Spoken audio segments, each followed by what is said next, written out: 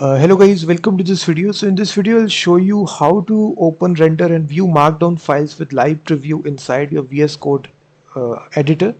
So markdown files are very much important. So go to the extensions and just search here markdown preview. So you will see this appear right here. This is the extension that I'm talking about. It's used by almost 7 million developers and it's called as markdown preview enhanced. So simply click the install button, and after installing it the extension will be activated globally. So now simply open any markdown file. So let's suppose I have this sample.markdown file.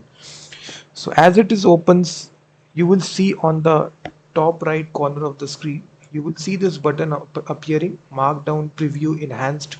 Open the preview to the right hand corner of the screen. So as you click this button, you will see on the right hand side a live preview will be generated of this markdown file. So now you can easily read the markdown file without leaving your VS Code, and it actually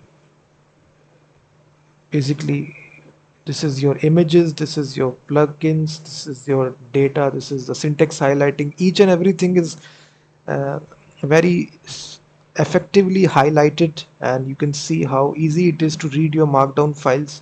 You can even edit them as well. Let's suppose if you make any sort of changes, it will be reflected back automatically. Let's suppose I change this to anything. If I make changes, you will see automatically the live preview will be there. You can make any sort of changes, just drag down, make the changes, and you will see the reflection back automatically.